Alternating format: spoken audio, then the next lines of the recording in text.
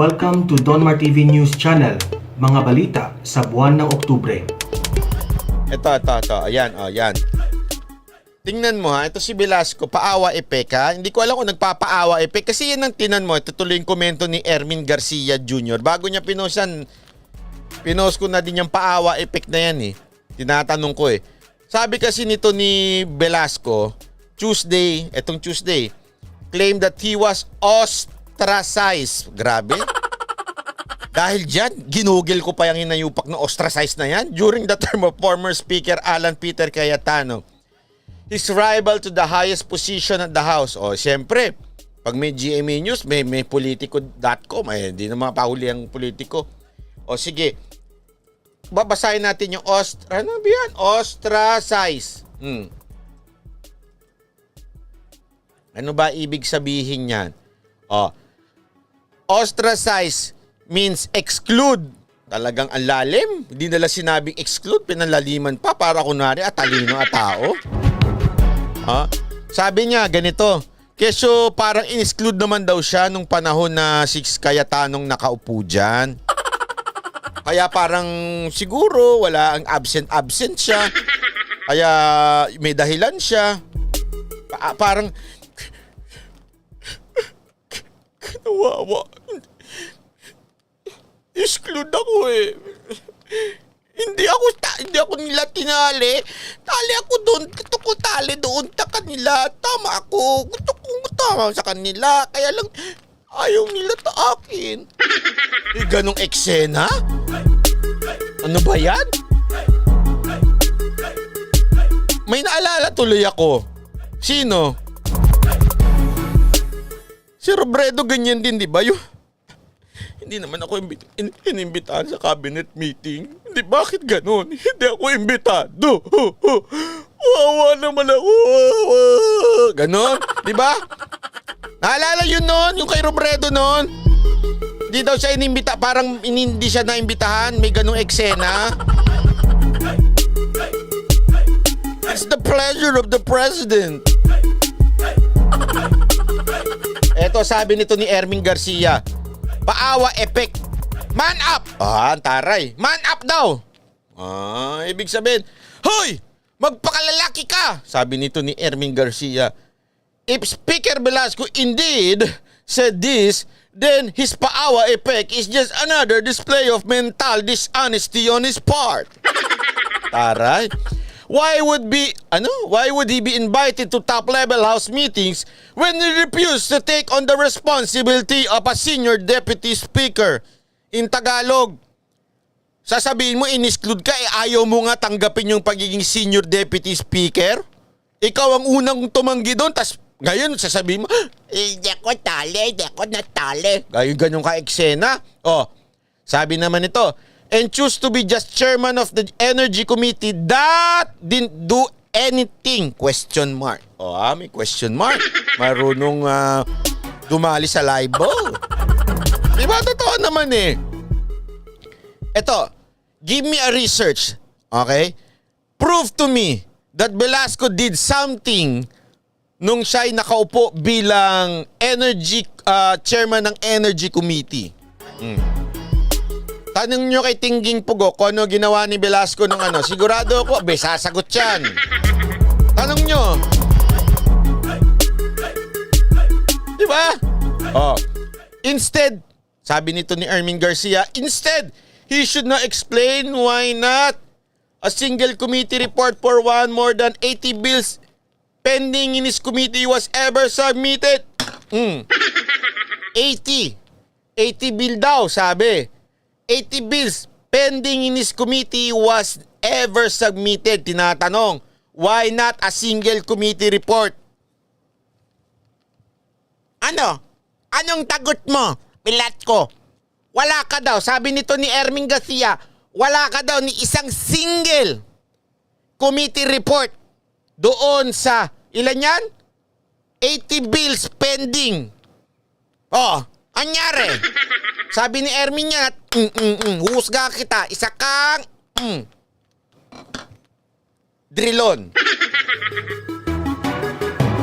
Hindi ako nagsabi ha. Eto, tinatanong ko nga sa kanya eh.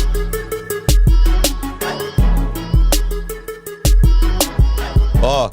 Tapos ngayon sasabihin niya, Di ako nagtangalin. Di student ako eh. Elected ako. oh, pasok.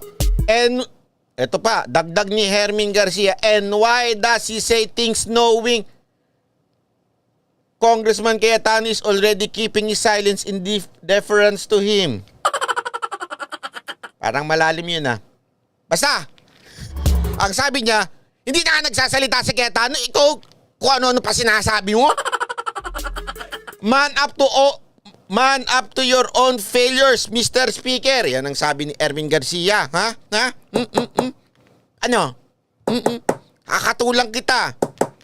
Nang ano? Ay, huwag ka kumatok dyan. Baka akala nila may nagtatrabaho dyan. Ingay mo.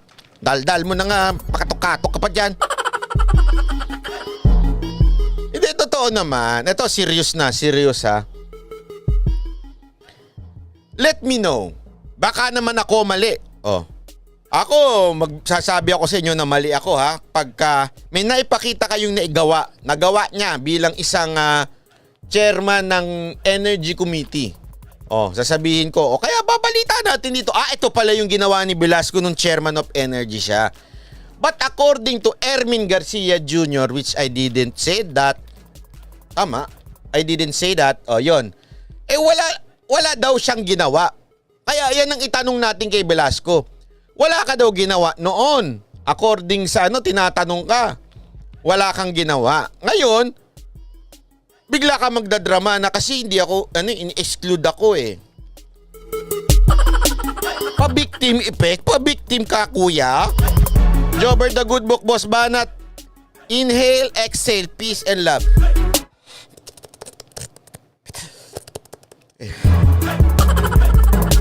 Sabi ni Andre Nino, spoiled brat Alan Velasco. Huwag kayo, baka mamaya magsumbong yan. Sige kayo. Naku. Di ba pagka nagkakaproblema yan, nagsusumbong yan?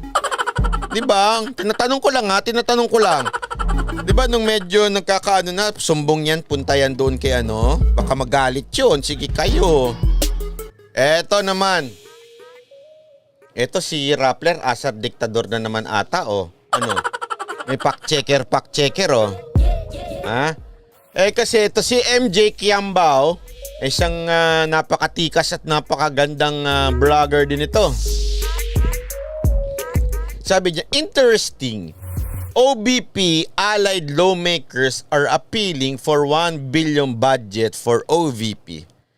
A day after the House Braha and LPs and VPs much publicized statement of support to the new speaker. Correct. Nagtatanong nga siya. It's an opportunity for the new leader of the House to prove his detractors wrong. Sige, prove us wrong, sabi nga ni MJ Kiambao, di ba? Tama naman siya. Tapos, itong si Rappler may pautot na naman. Fact check about government agency. False. So, sinabihan si MJ Kiambao na false daw. Bakit? OBP appeals for 1 billion budget for 2021. Ang linaw na sinabi ni MJ, OVP allied lawmakers. Ang sabi daw, ang mali, OBP appeals for 1 billion. Sa Rappler, ang sinasabi nila, yung Office of the Vice President daw ang nag-appeal for 1 billion. Yun ang sinasabi daw ni MJ. Ang linaw nung sinabi ni MJ, OBP allied lawmakers. Hindi niya siguro maintindihan ibig sabihin ng allied at saka lawmakers, no? Inisip kaagad nila OBP. Ayan ang linaw-linaw kasi nga ang kanyang pinagbasihan ay yung report mismo ng CNN. Lawmakers reiterate their appeal to increase the budget for BP office from 679 million to 1 billion to further strengthen its responsible different sectors hit by the pandemic. Hatulan natin ng Rappler na fake news. Rappler, fake news. Paano naging fake news? Ito sinasabi niya dyan. OBP nag-appeals. Sabi ni daw ni MJ. Asan niyang sinasabi ni MJ na OBP nag-appeals? Ay, nako. Ay, nako. Ay, nako. Kaya ngayon nga. Sabi nila, utak! Nga ba yung mga yan for real false fake news? Ay, nako. Sabi ko sa inyo. Wala. Mahirap yan. Kaya talaga dapat medyo... dapat tayo nag-YouTube na. Kaya kailangan mag-YouTube na tayo, ha? Bakit? Wala tayong magagawa dyan eh. Hanggang reklamo lang pwede natin gawin dyan eh. Hanggang putak lang tayo. O yun naman ang magagawa natin. Putak lang. Mainis lang tayo. O. Wala. Rappler at saka Vera Files na may hawak niyang Facebook.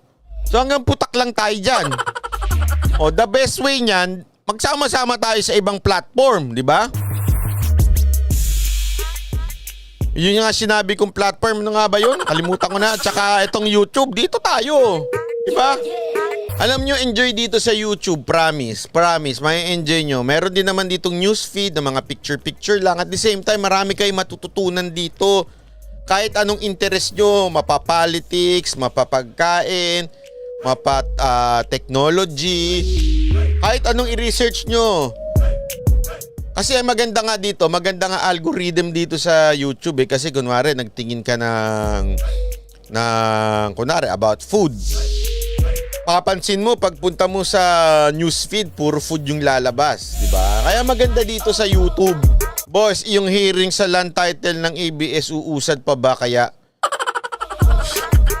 Sa ilalim ni Velasco? Ewan ko lang. Nakakahiya sa YouTube ba? Hindi, alam nyo, madami to lang ha. Meron naman mga ano dito eh, meron mga newsfeed. Kung ayaw nyo mag-video-video, pwede kayo mag-newsfeed. Meron kang dito, may popost mo yung mga picture-picture mo. Sa YouTube na tayo, andito si Speaker Lord Byron Cristobal. Ang taray. Speaker, ano? Taga sa pag...